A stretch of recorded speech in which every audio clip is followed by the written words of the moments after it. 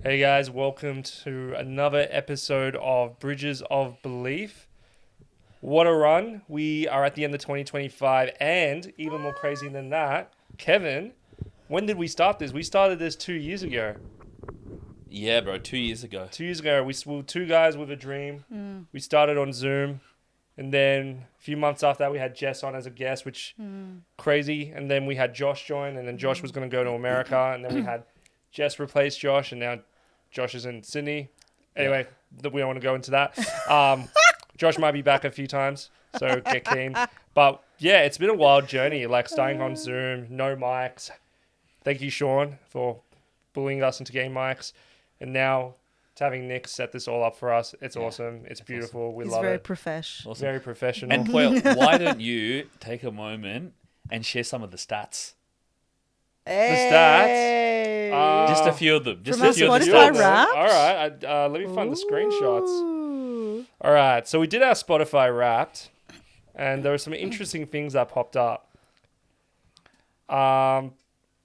So apparently a lot of our fans like listening to Forrest Frank. So shout out to Forrest Frank.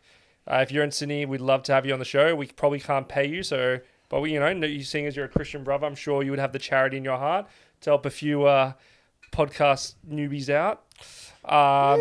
Bridges of Belief was number one show for 19 fans for like an fairly new podcast. That's pretty good. Thank you, Yeah, you gotta 19 listen to this. people. You're going to enjoy this, yeah? Top 5 countries. Number 5 was India. Like, all right, shout out to our Indian fans. We see Shout out you. to India, yeah. Number 4, New Zealand. Number 3, the USA. Number 2, the UK. Wagwan in it. And number 1, Australia. Woo! Yeah. No surprise there. Our show was in the top 15% of videos on Spotify. That I did not see coming. Yeah, that's cool. Top episode was the Jamie Zhu episode. Shout out to Jamie Zhu. No surprise We there. love you. And yeah, it looks like we have a 462% increase in new audience. Nice. So thanks for tuning in, guys. And 95% increase in new followers. So yeah, thank you for jumping on board. We love you. We see you. Not like literally, because we're not here. We see you in spirit. We see you in spirit. We Yes. feel it. We feel the love. Yes. We feel the love. And also we received more comments than 89% of other shows. So thank you for commenting on Spotify. That's Thank crazy. you. We see you. We see you. We in see your you too. comments. Again, not literally, but metaphorically. In spirit. In spirit. In spirit. So I think what we like to do, what we've done the last few years when we've reached the end of a year is a reflection episode. And I think it's a really good opportunity for us to kind of just have just a bit of a free roam, share what we want to talk about, what's meant a lot to us this year. So there's 3 questions that I'm going to go into. So firstly, I didn't really introduce myself. I'm Poya. I'm joined by Kevin Poraj. And Jessica Santos Carlton. and we're glad to have you here. So there's 3 questions I'm going to walk us through. And I want you guys to go in as much detail as possible. And the first question is, starting with you, Kevin, what do you want to leave behind from 2025? Ooh. What do I want to leave behind, let go? Yeah, you don't want to bring into 2026. Definitely, I would say, constantly being overstimulated. Wow. Yeah. Because I just feel that I had this huge revelation that from morning till night, we just wake up and it's, as soon as we wake up, it's phones, it's, even if I'm eating, I have to watch something, or I need to be talking to someone, or if I'm driving, I have to be on the phone. Like, how often do we have a time where we literally just do nothing? Right? And this kind of insight hit me, and I know they talk about it a lot, but I actually did this dopamine reset, and I kind of filmed it. So for 7 days, I just went to the park or in this room and sat down and did nothing for 30 minutes, and it was very difficult in the beginning, but I just Wow. started to find that, man, my stress levels went down. Kevin. I felt so much better. I could think clearly. I had Amazing. more energy throughout the day. And Wow. there was a day where I just remember, a lot of the times I get through my main goals, but I don't get through my to-do list all the time. And one day, and I started doing this regulation where I just kind of started having time to myself, slowing down, you know what I mean? Instead of just being hyped up about everything and just really taking care of my nervous system. Fantastic. And I remember when I first started this, for like 3 days straight, I got done every task on my to-do list. My gosh. And isn't it interesting? Like, we seem to think the more we rush, the more that we can get done. But I just felt like, I don't know, I just had this huge revelation that if we can take care of our nervous system, we can think clearly, we can get more done, and we can feel good, and we can feel more joyful, we can be more present with our loved ones. Wow. So definitely, there's anything I'm leaving behind, it's being overstimulated. Do you, I'm so proud of you. Thank you. And I'm so inspired. Thank you. Thank you. I'm so Thank you. inspired by that, Kevin. Yeah. Thank you. do you think by sacrificing 30 minutes of your time doing nothing, you've actually gained a lot more time? Yeah, bro.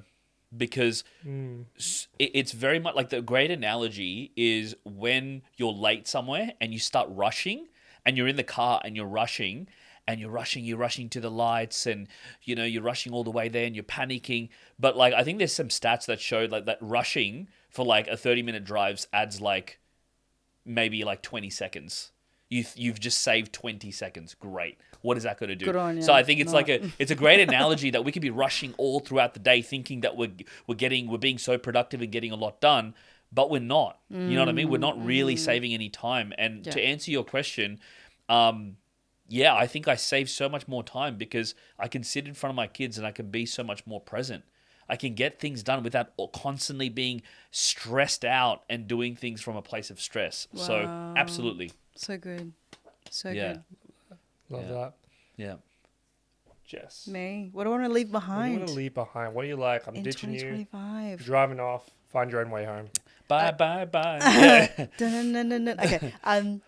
This is going to be a bit off the beaten track, but I started the keto diet recently because of Tom's epilepsy, and I did it mainly because I'm the cook of the house and everything I cook he eats. So if he's going to be on keto, I've got to be on keto. That's Bye-bye the reason carbs. that's the reason I did it. Yeah. So people who don't know what keto is, it's ketogenic diet, and basically it's eating mostly high fat foods, high protein foods, low carb, low sugar, so much that your body runs on ketones, or you go into ketosis. And they started it for kids with epilepsy as it was the closest thing to fasting.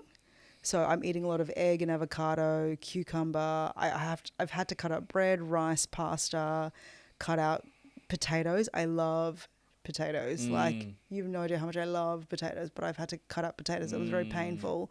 But anyway, I've been on keto for like 3 weeks now, and it's the best decision I ever made for my body. Yep. I feel so much clearer mentally.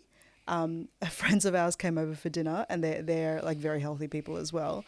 And they taught me a new game at like 9:40 p.m. at night, and I got it like instantly. I was like, yep, I understand exactly what you're telling me to do. I like completely understood. And you normally wouldn't. Yeah, I'd be a bit feel slower. like at night you're brain frogged. Exactly. Okay. But I haven't had brain fog in the last 3 weeks. And also I did cheat one day. I started eating rice. I ate a yogurt with mango in it, and that had loads of sugar, and I didn't realize, and my body felt so sick. Yeah. So it's like I can't, now keto has me forever. Apparently my gut has healed. Not that this is a health show, but like I had an inflamed gut my whole life. I've always been bloated my whole life, and now I'm not bloated anymore. Wow. And I'm on a special like flat tummy diet. I know people are like, but you're so skinny. No, everyone understands their own body, and my body was always bloated, and I was always in brain fog. Wow. And I have a psychological addiction to food. I was using food to soothe myself. I do that too. I've done Right? that too. I think a lot of people do that. Yeah. Especially people who are high performance or who try to be high capacity.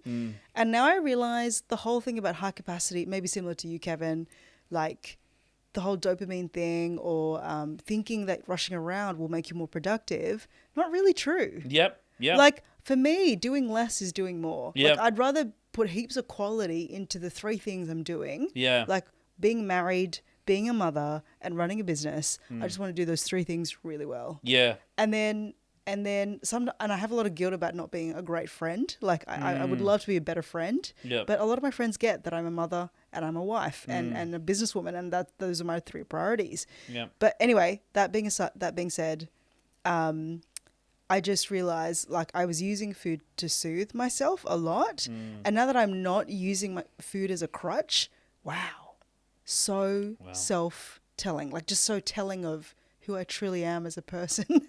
And I love my lighter, my flatter tummy, my clearer head. I love all of that. And I'm so excited to be in the best shape of my life in 2026. Do you like? First of all, well done. And I've had a very similar experience with keto. Yeah. I've always found, Yeah. and especially for ADHD, keto is like brilliant. It's Yeah, like taking it's right. like taking meds. Yeah. So I've had a beautiful journey with keto. I love it. Yeah. But I've also now come to understand that it doesn't actually like that effect. That happens to me. Exactly what happens to you, exactly what happens to me, but it doesn't Yeah. happen with everybody, I've realized. Because remember Jamie Zhu, he was telling Yeah. us the other day, like, he did keto for a long time, but he just... No. And he was doing it He's properly. on carnivore as well. And he was Yeah, doing yeah. carnivores, extreme keto Yeah. for a long time, didn't hit Yeah. him. And a Yeah. few people have said that. So I realized for some people it works really well. Some people Okay. it doesn't. All right. And then I've heard, like, you can go get a test done where it actually tells you what diet's going to work for you most. And for some people, keto works. So Okay. you've probably already hit it. Instead of getting a test done, you probably already know what it is. Yeah. Yeah. So Yeah. question for you, do you feel like that's it, done? No more carbs anymore for good? I don't know. Oh man, I realize a lot of my life, like even as I cook dinner, I'm used to. I do 3 colors in the food: green, red, and maybe white. Usually, like white rice, red capsicum, green broccolini, for example, and maybe a chicken or like a protein, right? And now Chatty G's like, no, only do cauliflower rice, which is white, and 1 protein. I'm like, but there's only 2 colors in the food. I literally freak out about this sort of stuff. Yeah. Anyway, so I don't know if I'm done with cup. I stuck a potato tonight. Okay. I will admit that. Okay. I couldn't not eat a potato. Yeah. ChatGPT's going to be disappointed in you, Jess. Yeah, I feel like Poya's bored by what I'm saying and what we're No, saying. I'm just Yeah. I just nah. For me, keto is like I don't think I can do it.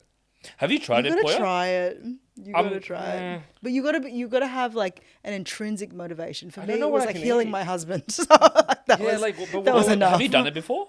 Not really. What's the longest you've done kind of like keto?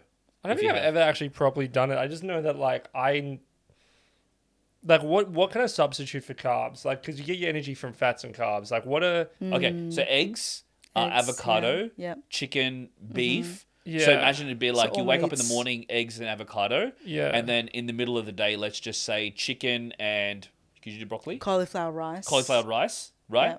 Yeah. so that's no carb.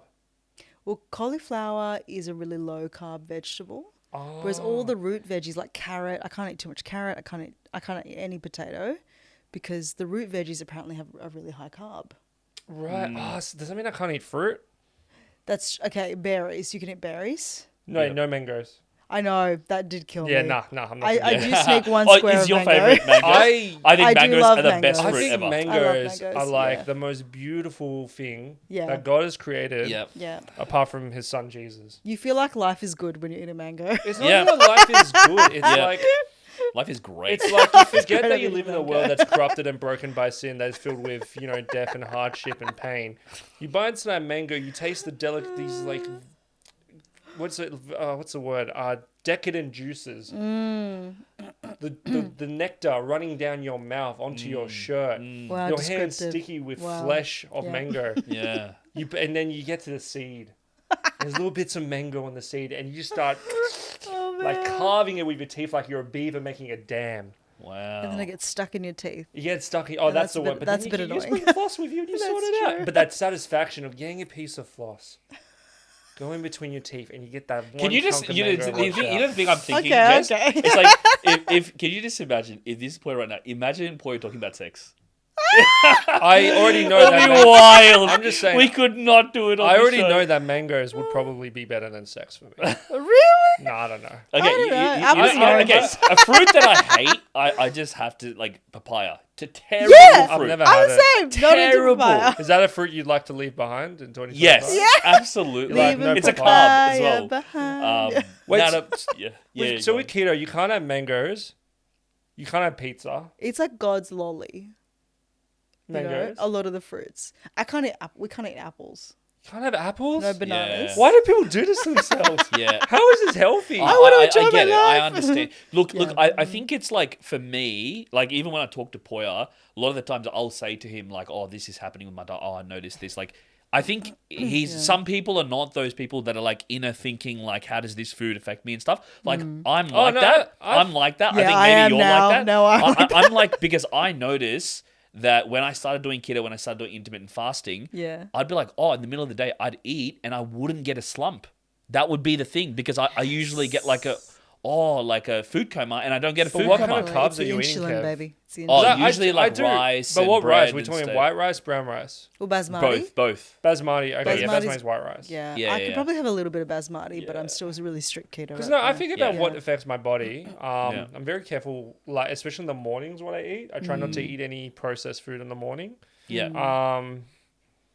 So I do think about that. I don't know. I just don't. I think I'm someone who needs carbs, but I need it's whole like complex carbs. Yeah. If I eat Not simple crappy carb- carbs. Yeah. Yeah, if I eat like white rice or something, I get bloated. I can't focus. Yeah. So it has to be whole. Like oats, I really like. I really enjoy oats. Okay, so here. I Okay. can't have oats anymore. Okay, so if you think so something really interesting I've noticed, if I have oats, my brain just becomes full dumb. I just go fully I am so it's dumb. starch. I am dumb. Like Starch, and what's yeah. really interesting is like if I do proper keto fasting and I'm in ketosis, Yeah. I have so much energy. I'm so focused. Yeah. And at night, I don't know if you experience this, it's a bit of a downside of keto.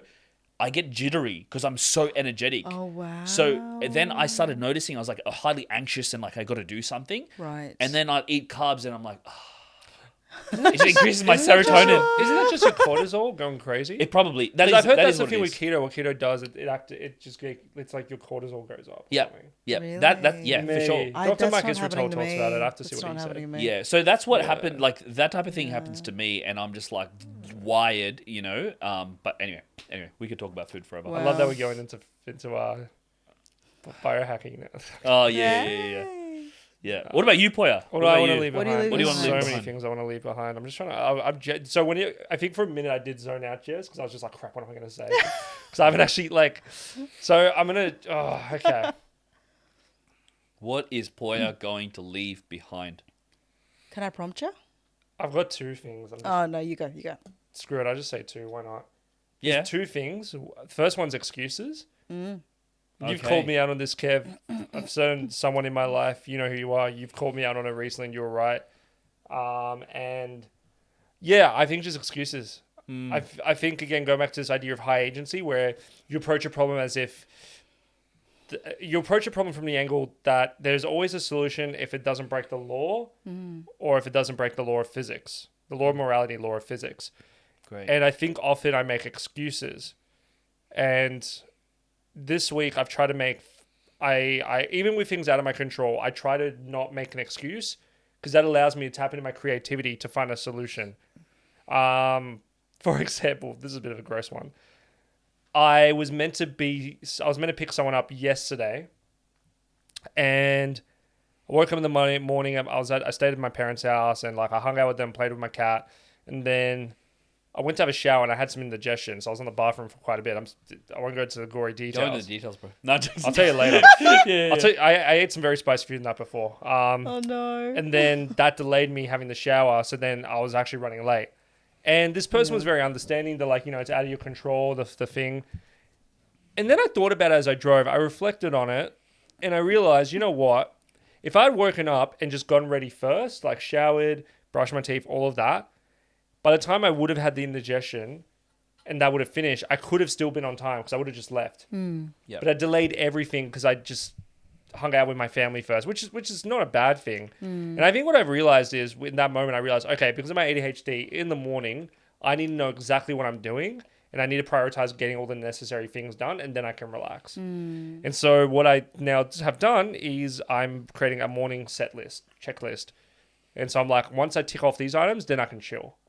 So for example, it's wake up, brush your teeth, pack your bags, go to the gym, all of that. So if I was to do that situation again, what I would have done is woke up, shower, brush teeth, then catch up with my family. And I could have had all of those and still been on time. So it's about, I think in that moment, by taking full responsibility, I was able to actually think about creative ways that I could prevent that situation from happening and prepare myself in case something out of my control happens. So I think that's... Great example. Thank you. Yeah. Felt very, very vulnerable sharing that. Don't eat spicy food the night before if you have to be somewhere in the morning. Anyway, what was my next thing? The next thing, this one's a spicy one.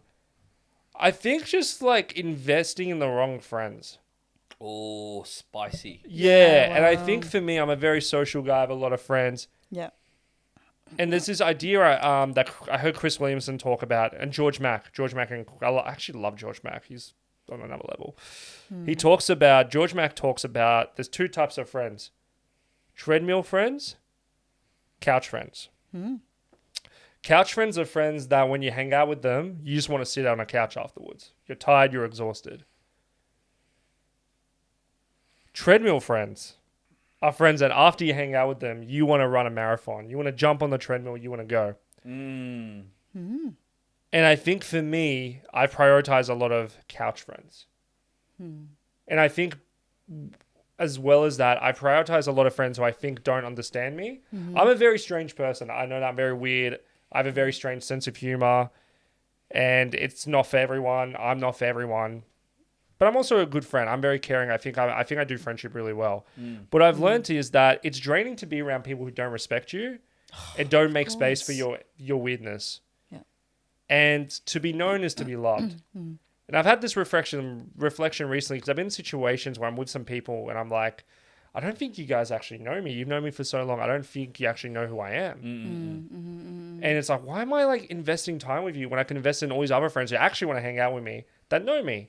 And Kevin actually popped in my head as well because my sense of humor and Kevin's sense of humor does not match. The stuff I find funny, Kevin's like, that's a bit cringe. The stuff Kevin finds funny, I think needs psychological analysis. Like, it's great. Genuinely, great, like great. that. Who's that Taylor you keep sending me? He freaks me out, man. That the really tall guy. Oh, yeah. He creeps me. I showed my partner that and she's like, this man scares me. Like, Yeah, I love that guy. You got to yeah. send it to me. Yeah, I have to send you so funny. just make sure like Tom's there to like hold you afterwards. You probably want to have a shower. Nah, he's just not my type of humor. Yeah, but got I make space for you, Yeah, and you yeah, make yeah. space for me. Yeah. I don't think less of you, even though Yeah. I don't find it funny. And yeah, but yet I think I have other friends who just kind of like shame me, or not shame me, but it's almost like it make me feel wrong. And I feel like I let people be themselves. Like there's a lot of things people do that annoy me. I've had pet peeves with most people, but I don't really care because it's a pet peeve. Pet peeves, I think, by virtue of what they are irrational. Yep. And so I think one thing I want to leave behind is investing in friends or spending time with friends who don't really bring out the best in me or inspire the best in me. I want to be around people who make me want to run a treadmill after I hang out with them. Question. Yeah. What value do the couch friends give you, if anything? That's a great question, Jess. Thank you for asking. Sentimentality. Okay, say more. These are friends who I may have gone to school with or uni with, that there's a lot of so sentimentality, history. Okay. But I think now it's like right. we don't align and you don't really get me. Right. And we can disagree on things, but it's almost to a point where it's like, I feel like if I don't agree with you, you're not going to want to have a relationship with me. Right. Or even deeper than that, it's just like, I feel crap. And you've held me back for long enough. I reflect on uni. There were certain friends I had, and I'm like, why was I friends with these guys? They destroyed my confidence. They made me feel crap about myself and stunted my growth. Like Kevin was probably one of the first few friends I had that was like really like genuinely fed into me. Yeah. Yeah, and so Interesting. Okay. I think for me, it's like I don't have time to waste. I actually want to achieve things in life. I want to achieve some level of greatness. I want to be successful. I want to make something of myself. I want to use the talents God has given me. And I think that, like, I think Kevin's the type of friend who, if I needed to lock in for like a month and not like I couldn't see him, he'd be okay with that. Like, obviously, we'd still chat and message, but he'd understand that I would have things on. I'm busy. Yeah. I have certain other friends that would not understand that. Oh, I see. And I think if you're not willing to allow me to go on my journey of, I guess, self-development or my journey of like locking in for a year or even a few years to build myself up to be successful, then I don't know if we're really meant to be friends then. Wow. Because I would like to think I'd do the same. Like, I think I'd be understanding. Obviously, there's a balance. You don't want to completely shut people off, but it's like having friends in your corner, you know? Like, I think I knew who my real friends were in a lot of ways. The ones who like turned up to my DJ thing or couldn't make it but wanted to when I did the DJ comp. And there's a few who weren't really into it, and that's fine. But I think that was like a real limit because there was people I wasn't even that close with that actually rocked up for me. Yeah, just for there me. you go. And I'm like, I mean that much to you? Yeah. Yet these other friends who I've been friends with for years didn't. Yeah. So Yeah, that's a big thing I want to leave behind. Can I ask an even deeper question than yeah, that? absolutely. Maybe I'm in coach mode.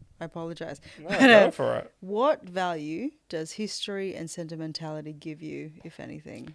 It stops me from feeling grief. Okay, say more about Grief grief. of losing that connection. Ah, You know, it's like okay.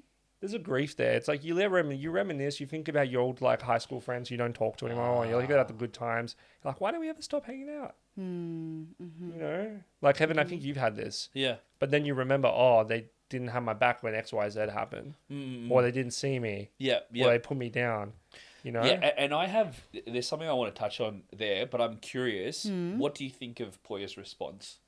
Well, I'm thinking my next question would be weighing up the value of growth and personal development, like the DJ comp and growing into the man you want to be, versus, the grief of we don't hang out anymore and I've known you for so long. So which is more important to you, the growth or the grief?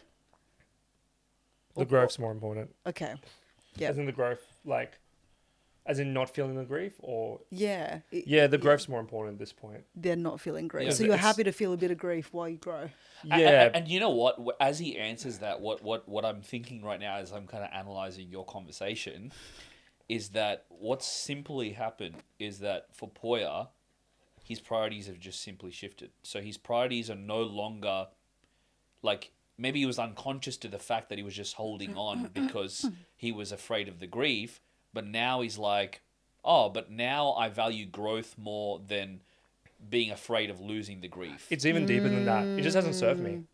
Yeah, I look at where I mean. am. Yeah. I look where Yeah. I am. I'm like, where could I have been if I did this 5 years ago? Yeah, Yeah. right. You know, like I could have been so Okay. much further along. Yeah. Right. So like, do I like my life now? Like, it's good, but to be honest, it's kind of mediocre. It can be better. Right. How can I make it less mediocre? I got to lock in. Yeah. Time is limited. I'm 31. I ain't got time to waste. Yeah. You know. And that's what Like- and that's what me and you would definitely get this. It's like when you become a parent, like you become a lot more. You have a lot more of an ability to not give an F. As in the FU family that Chris Williamson like talks about certain things, Yeah. certain things. Like my theory, and it's a great conversation, and it's a Yeah. really good conversation to have, especially when you're in your 30s, because there is a lot of conversation about friends and letdowns, disappointments, and stuff like that.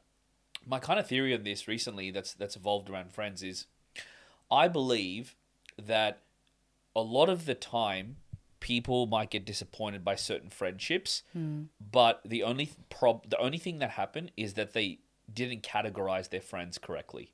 Simple, Ooh, right? Say more. So for me, I have different buckets of friends. So a long time ago, I used to have a friend that we would connect over all these little cool things that we would like, and we would always have a great time together, and we'd chat and we'd do all these really cool things and have great experiences.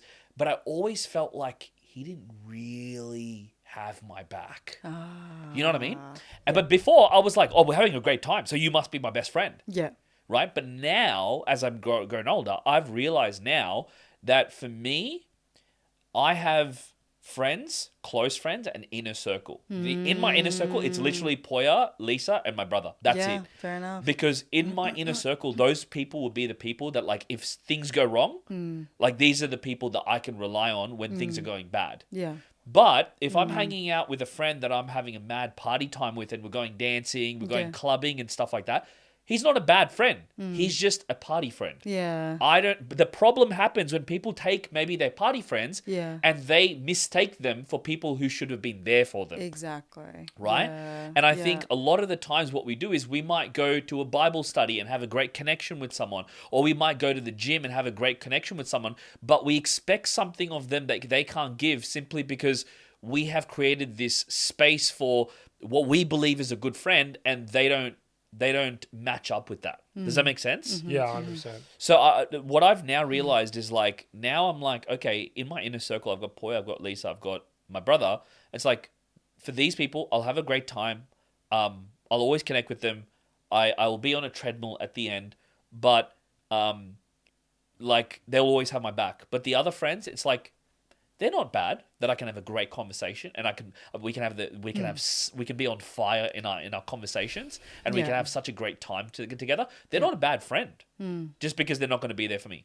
It's like, they're not a bad person. They're just a party friend. They're just a music friend. They're just a business friend. That's all that's all they are. They serve a different dimension of you. The part of you that wants to have fun, the part of you that wants a new experience, the part of you that wants novelty. I don't think that's a bad thing. It's not a bad thing. Yeah. And that way, I believe that if people learn to categorize in that way, you'll get a lot less disappointed. Like, you see all these memes on Instagram, like loyalty. Like, just shut up. Like, shut up. You know, loyalty or this or that. All it is miscategorizing that, phase. you know what I mean? It's categorizing. So I actually, and sometimes I think you have to go through an experience like what Poya's gone through with certain things and certain friends to go, oh, like these are just these people. It hurts to know that maybe certain people that you had great times with and you wish that they had your back and they would respect you, they would care about you, they don't. And that hurts. Oh, yeah. You know? Yeah. But I think as now I've become older, a little bit more wiser, I've just learned to categorize better. Yeah, that's really good. Yeah. Yeah. Well, I do some content on this for my alumni women's circle girls after they do the 8 weeks of coaching with me, in the sense that when you're single, the analogy is a lot of doors are open because you don't know who you're going to lock in with. Yeah. And I feel like marriage sort of closes a lot of doors and teaches you this is who you focus on now. So Yeah. obviously I think Tom is the only one I have on speed dial. I don't think I have anyone else on speed dial. Yeah, I don't know yeah. if that's sad. I have I have had a lot of grief in the last few years about how, you know, my family of origin, I never felt like had my back, or like, so really Tom is the only one who I trust with my soul, which is, I don't know if that's sad or if that's good. Like, it's good in the sense I definitely married the right man, which is why I always talk about him. Yep. And, but I feel sadness as well because he's really the only person that I want in my inner circle. Yeah. My best friend since uni, she's like definitely like my right-hand woman, but she lives so far away, I hardly ever see her. Like, we probably only hang out like once or twice a year. But we both have families. We're both mothers. It's just so hard to see each other. Yep. It's like location, proximity, and also life stage. But also we became closer when I became a mother, because I started to understand why she was so unavailable for me. So my thing in that is just, it's just values. That's all it is. It's like you're connecting with her because she says the value of motherhood. Yeah. Right? Because if for you, friendship was a very high value like it is for Poya, then that would be, you'd be hanging out with a lot of friends. But it's not a very high value. So the only way you connect with them if they connect through values. Yeah. So me and you, we connect through business. We connect through personal development. Otherwise, we probably wouldn't be in each other's lives. Oh, why? And why? Yeah. But like, it's just the reality of how it is. But like now, imagine like someone lives near you. Because now, by the way, if someone's further away from you, it's like now your brain goes, because the way your brain thinks is, oh, if relationships and my kids are my high value, that's pulling me away from relationships and my kids. So I'm not going to do that. So if you find someone nearby you where they also have kids and they also value business, maybe they're also a coach, and they also, like, if you have someone and they're nearby you and you could spend time with your friends, you could do everything, you'd be with them, you'd be hanging out with them all the time, and they'd be one of your best friends. I think that's the revelation I had, like, I just have a lot of mum friends now, like, and I don't expect them to get what you understand. You know, oh, gee, that client is so annoying, right? Like, they don't get that, and that's okay. And I think as you were sharing, Poya, something I realized was you have the sentimentality and you were sort of afraid, protecting yourself from potential grief of losing these friends you have deep history with. Whereas I think I've been more the other way of, like, I've always been so goal oriented of, like, who do I want to be? Who do I want to grow into? who do I want to grow into? Because staying where I was so painful that I had to just leave the nest and run. So, and then now I look back and I go, I don't really have any friends from primary school or high school. I have them on Facebook. Like, I could reach out to them if I wanted to, but my best friend who I have history with is from uni. And I was like, I've had people attack me for that. Like, I've had haters try to, attack me from that angle of like, oh, she has no childhood friends. Isn't that a red flag about Jessica? I know. So weird, right? Anyway, all that to say... It's just the way that... Yeah. I think the categorization is a good takeaway point. Yeah. I think growth is important. And I love that... I think I'm coming from the other end, Poya, where I'm like, I've had too much growth and I've had too much progress and I wish I had some history. You know what I mean? So like I think there's pros and cons to both. Yeah, there's always the grass is greener on the other side type of thing. Yeah. I think part of it is like... Yeah, I think a lot of it for me is almost this anger at how much certain friends have held me back. I know this is a whole pivot from where we were originally going, but I kind of want to go on this train. Yeah, I like this better. Like they've withheld you from your potential. Yeah, I kind of got bullied by a lot of my friends like growing up, like especially in uni, who just held me back, made me feel crap about myself. This is the thing that I think I've been really reflecting on recently. Like, I know I can be I sometimes can't be, I know sometimes I can mess up as a friend. I don't reply to messages on time. Sometimes it's months. I've been late to things. I haven't prioritized things, and I acknowledge that and I take full responsibility for that. And I'm very open to negative feedback. I'm open to feedback. I want to be better. What I've noticed is I'll have friends who will shame me and mock me, and it makes it harder for me to want to try and change. It puts extra pressure. I don't really like being shamed. Then I have friends like Kevin who are just very real. Kevin you can sometimes be a bit shamey. I'll be honest, but I think you've gone better. And I think one thing you do is like, bro, like you're making excuses. You could have done this. You could have done that. Come on, bro. And I think other ones will make passive aggressive comments or just be like, oh, I'm not surprised. Classic Poya. And it's almost like, it doesn't really inspire me to try and be better. And I'm really, and it's like, sometimes I really am trying, and maybe I just made one slip up, and it just happened to be when I was hanging out with person X. And it's like, they hold you to that. And I don't think I treat people like that. I don't think I shame my friends for their mistakes. I think I try to push them to be better, but I don't think I make snide comments. I think that's the other thing. It's like, do I want to deal with that? And the other thing I think about is, how do my friends talk about me when I'm not there? You know, like... I love this quote. It says, a good friend will talk shit to your face and talk good behind your back. Where a bad friend will talk good to you and then talk shit behind your back. I think I've had friends who did both. Talk bad to my face and talk bad behind my back. Right. I think that really pisses me off, where I'm like, you don't actually know me and you kind of like don't really respect me. And also if friends apologize when they hurt you, I mean, that's huge. I don't know. Yeah, it's just something like, this is a big reflection I've had this year. Just how many, I've actually lost quite a few friends this year. And I think part of it is just like, I didn't like the way they treated me. And I think I acknowledge I did some really bad things. Yeah.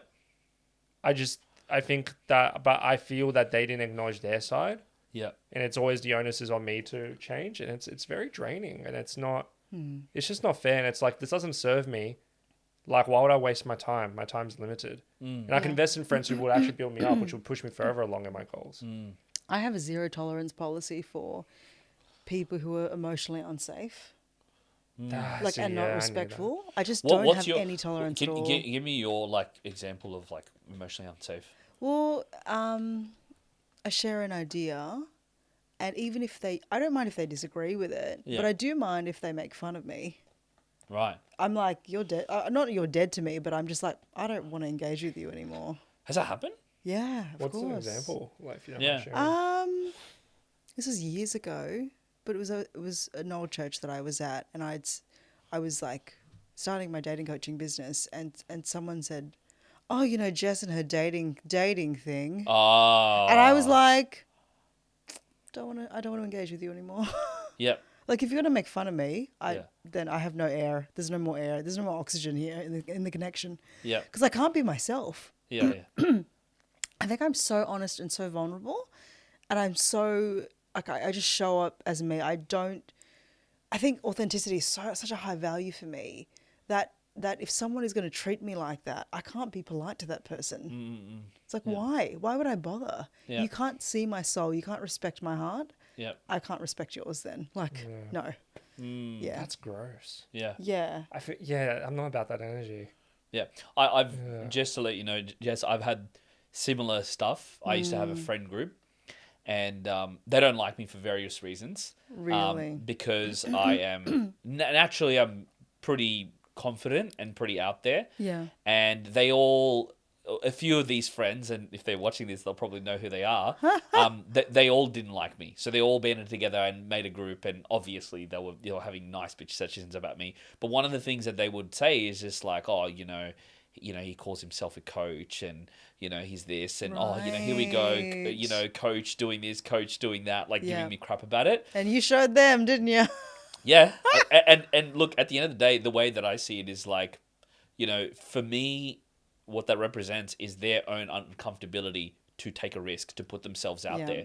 Yeah. Because that shows me that they're uncomfortable with putting themselves out there and being seen as vulnerable. Because when you're a coach, you put yourself out there. You put content out there. Yeah. You are sharing stories that are vulnerable. You are doing something that no one else does. And them bagging that out is showing me that they are basically crowd followers, crowd pleasers. Yeah. And that's who they will always be. Yeah. So for me, it's like I've seen that, and there was a period where I was upset about it, but I was like, hang on, this is good.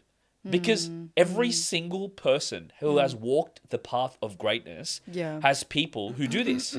Good, I'm on track. Great. Like Eminem says, he's just like, if people aren't talking crap about you, then you're not doing something, like you're not doing Haters are something right. good. They're good for the algorithm. And absolutely. It works perfect for the algorithm. The more I've had haters that you get, it boosts the man. algorithm. It's Yeah, perfect. yeah. Like I think I've come to a place now where I don't even think it stings. I'm genuinely like, good. Give me hate on the algorithm. I love it. Like I don't know. I've come to a point where I just genuinely love it. Like, and even like some of the things I've seen you put out, Jess. Yeah. And I actually look at your comments, and sometimes there's a lot of hate comments, and I'm just like, good. Sometimes I'm jealous, Jess. I'm looking there and I'm like, bro, good, and I'm jealous. I'm like, it's good. I think it's a good thing. So That's hilarious. Yeah. I genuinely don't come from a place of like, that's a bad thing. I think it's good. It's good for the algorithm. I'm so impressed by you, Kevin. I know I've told you this before privately. Yeah. But you're 31 years old. You've got a great marriage. You've got a beautiful family. You've got a third baba on the way. Thank you. You're going to be a father of not just sons, but a daughter. Hello, everyone. Anyway, I've just I'll outed send you. you the AKs, don't worry, bro. I've just outed you. Yes. But I think, and you run a successful coaching business, and you're supporting your family financially. I'm very impressed by you, Kevin. Oh, thank you so much. I appreciate that. I think Kevin was the guy from school a lot of people thought would end up like, not doing great. Right. Yeah, a bit of a drop kick, bit of a. This isn't me, but And a he bit of a just had to loser. find his tune, right? You have to find this tune. I think Yeah. Kevin was the friend I worried about the most. Wow. Jenny was like, I'm scared for where he's going, and I get that, and I appreciate that too. Thank you. And it wasn't like it was out of love. And then you're the friend I actually worry about the least now, ironically. And I think there's still times where I hang out with people from school and they'll talk bad about Kevin, and I'm like, shut up, guys. Like, and I'm like, he's doing better than all of you. He has more character than all of you. Yeah. Yeah. And I think that it's that kind of energy. It's that energy of keeping you in a box. People from your past, and I think it's a testament to how hard you've worked and you pursuing something, taking a risk. That the guy who got such a low ATAR where I had to text his parents, and he changed my name to what is it? What's What is this? UAC? Is that the thing that Yeah. gives you? Yeah. He changed my contact name to UAC. He begged me to do this. I'm like, I don't like doing that, but for some reason Kevin persuaded me. Yeah. And then I said, congratulations, you got an ATAR of like 65. Not even a good one. It was 65. 70 because I need to make it believable. Yeah, my you make parents it knew believable. that there's not no bad. way. You got like, what did you bad. get, like 48 or something? You failed. You got No, less than 50. I got 50 on the dot. I swear you got 48. I got 50 on the dot. Okay, I'll find the text. No, sorry. I think I got 55. Nah, you got, I swear. Bro, I think can I I got can I 55. search the text right now? I think I can find it. No, you can find the text, but I actually got 55, I think. No way. Yeah. Can I Bro. come in with a bit of solidarity? Tom Yeah. was also not very good at school. He hated Really? school. Yes. Bro, he strikes me as like a very like one of those conscientious dudes that's like Really? really And like he intelligent is. process wise. Yeah. And he is, but he's terrible with memory. So he didn't exam well. Oh really? He didn't test well. So he always bombed Probably 'cause exams. he wasn't interested in it. Yeah, Yeah. he just wasn't. He hated school, and this is why I worry about my boys starting school in like 2027. Okay, while you look for that, I can't find it. I want to tell this quick story because I think it will inspire everyone. Now that we're like on the theme of off the beaten track people, like people that you're like, that person's weird, and they like go off to be a superstar. Okay, so and then there's another tacky part that I'm like, should I share this part? I'm not sure. Anyway, but okay, so at my church there was this girl that I was friends with, and she was a bit older than me. And she was also like, this is like when I was doing the dating coaching thing. But she was single and very good at dating. And I was never worried about her in that sense. But she was such a full on personality that no one really knew what to do with her. Okay. Like she was just so full on. She was also a makeup artist. What do you mean full on? Like just really like, she had such a presence about her. When she walked into the room, everyone would look at her. She was like very tall, voluptuous, like sort of a Barbie doll, but like a plus size Barbie doll. Okay. Anyway, long story short. Now I know what you mean by voluptuous. Okay. Yeah. Yeah. So she was a makeup artist. She did makeup for my wedding, and did a great job. And at the time, like our Instagram following was roughly the same.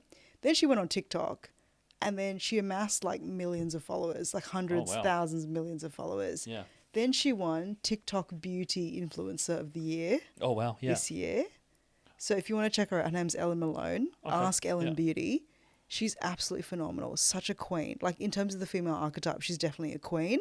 Okay. Like that really kind of strong presence, really knows how to like understand a woman's physicality and her look and how to like shape that so that she shines.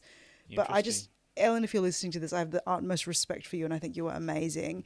But when I was friends with her, like I did feel like she was a star. Like unconsciously, I thought, I don't know why she's hanging out with me, a peasant. Like she's such a star. Yeah. You know, and then it makes sense that her star rose. And as her star was rising, she actually reached out to me and she said, "Hey Jess, I've been on TikTok, creating content on TikTok. You should go on TikTok." And I was like, "Oh, nah, I don't want another app for me to get addicted to." And then when she won TikTok Beauty Influencer of the Year, I reached out to her and I said, "Hey, like, congratulations on all your success. I'm sorry I haven't reached out to you in like 5 years, but I just want to say congratulations. You're amazing. And I always knew you were a star." And I said, "Ha, ha, ha, I should have listened to you all those years ago." And then she replied, she's like, "Oh, thank you, so kind. By the way, it's not too late to go on TikTok." So now I've been playing around with TikTok and seeing. Yeah, I definitely think you should, by the way. It's really good. Well, it's been really fun to not have to like be so produced for everything or so edited for everything. Yep. Whereas Instagram, I feel like I've really got to like wear that button-up shirt for Instagram. Anyway, so long story short, her example made me sort of relax because I always feel like when I enter a new group of new community, maybe it's men, maybe it's women, I don't know, but I feel like people don't really know what to do with me. Like they just sort of, I don't know, like maybe I'm a bit polarizing, maybe I have that energy. And Chatty G and I were having this D&M about it. And we were talking about the feminine archetype. And then I tested as the queen as well, because like Ellen's a queen, and Chatty G was like, "Ellen's a queen, but you're a queen as well, but you're more like prophetic and you're more like a torchbearer for the truth." And I'm like, yeah, that is me. That's true. And I know I can be quite like so in my head about things that I'm like, nothing is more important than this. Everybody needs to listen. This is the most important thing. Yep. And I have been gifted somewhat with public speaking ability. So people do listen to me about that. But then I would be jealous of the girl who was a bit quieter, who flew under the radar, and everyone would trust her with their kids. And I was like, how come I can't be like her? You know, like, so I had this, I don't know, it's funny. I don't know where you want to place that. Maybe this is me adventuring, but like the archetype stuff, because I'm queen, but I'm also mother as well. And I think that also makes sense given that I am a mother now. Yeah. But I'm also the sage, which is like the girl who reads a lot of books and has a lot of like more kind of intellectually or white or bookish or whatever. You have And some that different sides. Yeah. Yeah, and that tracks in a way in terms of my own self-knowledge. I'm not trying to be tacky. I'm not trying to like put tickets on myself. But I guess what I'm saying is I was so insecure of like, how come people don't like me? How come everyone sort of just, you know, kind of notices the presence of me, but no one wants to be my friend? Like no one wants to, I don't know. Is that really vulnerable? No, I feel that. Yeah? It's like, correct me if this is a misunderstanding. I think I had a similar thing. Is this correct? I feel like it's this thing we want to be normal. Yeah. Because we want to be accepted, and when Type we want to 4. be normal, we actually, type 4. But we miss our own, the beauty of our uniqueness. Perhaps. We almost are like, we want to look uglier. Well, that sounds mean. Well, so we can fit in. So we can fit in. Yeah. We want to wear sackcloth because everyone else is wearing sackcloth. We don't want to wear the pretty dress because we don't want to stand out. Because when you stand out, there are people who just won't like you because you're standing out. Is that kind of Yeah, the yeah. right train? I think there's definitely some of that, but it's like leadership is lonely, and I say that in the sense of like I've had this. I don't know if your next question is like, what did you love about 2025? But for me, it was like realizing how much I love the truth, and I just want to stay here in the truth, and I don't want to BS and pussyfoot around anymore. Like, the truth is what changes lives. The truth is what gets you results. The truth is what makes you actually progress in the world. So I want to stay here in the truth. So where was I going with that? Like, I want to be in the truth. So then if the truth is that I have to stand out in order to change people's lives, then I will stay here. Then I will be lonely, and that's fine. Yeah. You know what I mean? Yeah. But I don't want to do it in a martyr sort of way. Like, I still want to have fun and have friends. you don't want to die for the truth? You know? I'll say the truth. I'm not going to take it. Nah. Yeah. It is lonely. I don't know if I'd say it's lonely. I'd say it's lonely. It's only lonely, I think, if you don't mind me saying so, if you want it to be. And I think... Because you find your tribe as you broadcast what the truth is. Yeah. Yeah. Yeah. Yeah. You know what I mean? I feel like any sort of thing where, you're putting yourself out there, where it's sharing the truth or being a coach, or in my case, just being a weirdo. Like, I thought I'd get a laugh. There you go. Can I just say, what? just to reflect and backtrack, I feel like I missed a joke. Okay. Oh, no, it was a lame joke, but then I was going to say, like, I was just going to, let me start that thought again. Sorry, it threw me off, my ADHD. Whether you're someone who's a truth teller, you're a coach, or you're just an eccentric guy like me, I think with anything where you're standing out and you're actually pursuing your, in a sense, calling, or not even that, if your calling is someone who is just out there, like public, who's speaking, who's going against the grain, you're just naturally going to have people who just don't get it for various reasons. They're resentful, they are triggered by you, or they just don't like you because they just don't like you. But you're also going to have a lot of people who like you and who get you. Yeah. And I think that's where like true love is found, in the acceptance of who you are at your purest, in your most authentic form. Yeah. I think a lot of people rob themselves of true friendship and true connection because they try to fit in and they play it safe socially. And I think it's a real privilege for us to only be limited to a number of people who get us, because even though we may have fewer friendships, the depth and richness of those friendships is so much more than what you would get if you had 100 friends. Yeah, it is so more true. satisfying. Yeah. So it is, So I would true. say it's lonely, from my perspective, it's lonelier, Yeah. but it's more connected. Yeah. For sure. For sure. Yeah. If I hadn't put myself on social media and spoken at the truth in terms of the relationships where I feel God has called me to, I wouldn't have met you guys. Exactly. Like, the only reason I know you guys is because of my work as a coach. Okay. Yeah. Right. That's And true, then that's true. that's also the reason I've made a lot of different friends, including Jamie. Like, Jamie reached out to me because of my work. That's right. Yeah. And then, you know how, so we had our Bridges of Belief Christmas party on the weekend. And and then Kevin said, I don't think we'll have time to talk shop, because I like, Kevin's wife was there, my husband was there, our kids were there, they're all playing.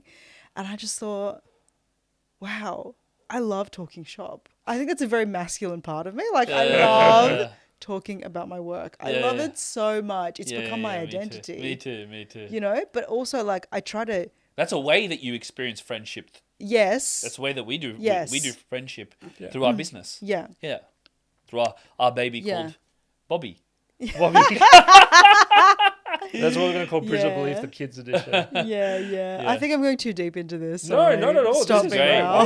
No, just Going why to are you different deflecting? tangents. No, this was a great. Well, we're actually going to have to wrap up in the next 5. But What? Already? I know, felt like but we- this was I felt probably. like- I think yeah. this was a really great episode because it went in a totally different direction and it was very authentic. Yeah. And I think we touched on something that a lot of people don't talk about.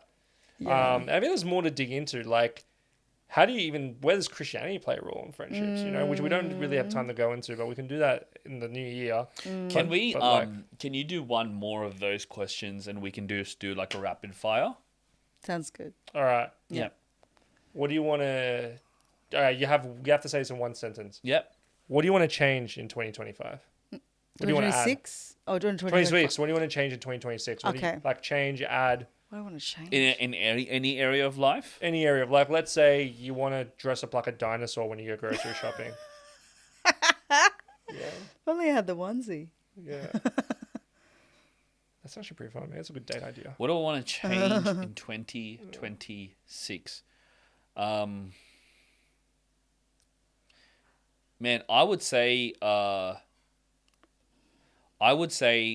being able to go after my goals, but just with so much more self-love. That's what I would say. And it sounds so basic, but just so much more appreciation of myself, because I think just like everybody else, I achieve so many things, but I don't celebrate myself.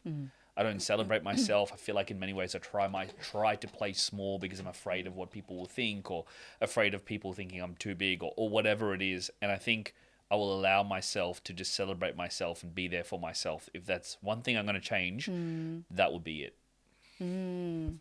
Yep. Thank you. Yes. Have a Kevin yes. Porridge Christmas party. I was like, Just yeah. me by myself. This is why Bridges of Belief Yeah, exists, so yeah. we can have a Christmas party together. What's yours, Jeff? Celebration is a very good one. Maybe I'll steal that one. But also, I think I had glimpses of it later in the year, but starting to back myself in my like ability to run systems, my kind of my business acumen, like my coaching acumen, like being able to go, hey, I am an expert in a certain topic, and I have run certain systems that have worked really well, and I do know what I'm doing. I think more kind of backing myself. Yeah. I've seen that in you Yeah? just recently. Thank you. I was telling Poya today, you are an expert at what you do. You Thank know you. your stuff. You have the ability. Thank you. I think you have the ability to blow up on social media. I know that shouldn't be the goal, but you do have the ability to blow up. You are very good at what you do. Yeah, yes, 100%. I think you should back yourself. Thank You've seen it. you. Remember, the last 3 months, you've Yeah. crushed it. Thank you know? so much. So, yeah. yeah. Thank you. And I think I think it was similar to 2025 of like being able to enjoy my life a little bit more, by like just having friends and having them not just be integrated friends, but like I have found mum friends who really resonate with my passion for apologetics, for example, or like raising our kids so that we have answers about Jesus when they ask, or, you know, getting why I'm so passionate about dating coaching. Like they get that, and not having this fragmented identity. Like I think I want more integration and more enjoyment of my life. Yes. More integration. More Yeah. enjoyment of your life. So maybe even Yeah. balanced. Yeah. And I feel like it's still a gift though. And God has gifted me with really great friendships this year that I've started building. And I really want that for Tom as well. Like I want him to enjoy his life a bit more. Because I feel like it's harder for dads. When you're all men in the room, 2 of you are dads. Nick is a dad, by the way. So As far as I know. Yeah. So I don't know. Just the fruit of happiness is to be enjoyed. That's all. It's beautiful. Mine's very different. I feel like this year was about me experiencing joy. I think this was the first year where sadness wasn't my primary emotions. Wow. So that was actually a really nice change. Good. That's really That's good. great. Yeah. Thank you. Yeah, it was. It was That's kind so of great. gnarly. It was like, I was happy more than I was sad. I'm normally quite sad a lot of the time. That's all right. It's just I'm a deep person, so I'm like, oh, the world's so messed up. I think for next year though, I want to do the opposite of what you're doing, and I want to lock in. I think I've Enjoy had my life fun less. this year. Yeah, I've had my fun this year. I've done some cool things, but next year I want to lock in and I want to have quarterly goals. Wow. Because I realized the best 3 months of my life was when I was doing 75 hard and the DJ comp, and that's when my life became so much better. Like so many things happened. When there was structure, when there was challenge. There was structure and challenge. Yeah, like I had something to burn myself out for, and I think that's what I want to do in 2026. Wow. Yeah. Yeah, so I want to lock in. So less socializing, more working. Yeah, awesome. And you know what? I think that shows that like different people are at different stages. I think I'm at a stage where I'm like, I've done that locking, like in a way I've done that locking in, but it's like, then I'm also at the stage where I got to allow myself to enjoy and slow down, because if I don't, then I can't lock in. And then so people different stages, and that's good that you're at the stage I think of I locking need to go through that for a year. Yeah, for sure. Yeah. So good on you. Thanks, bro. Thanks, guys. What a journey. Friends, listeners, thank you so Bridges of Believers. Thank you so much for tuning in and for being being the listener, for being invested in us, for engaging with us. We're really blessed to have you guys be a part of our audience. Yep. Really blessed to have you, Jess, join us this year. Yay. Really blessed to keep doing this with you, Kevin. You too, Poya. Nick, we love you. You're a legend. This is beautiful. You're doing Nick great. Batar. You're doing great work. Shout out to Nick Batar. Check him out on Instagram. If you want to start your own pod, he's great. Hit him up. But thank you all for tuning in with us for 2025, and we'll see you again next year. We love you.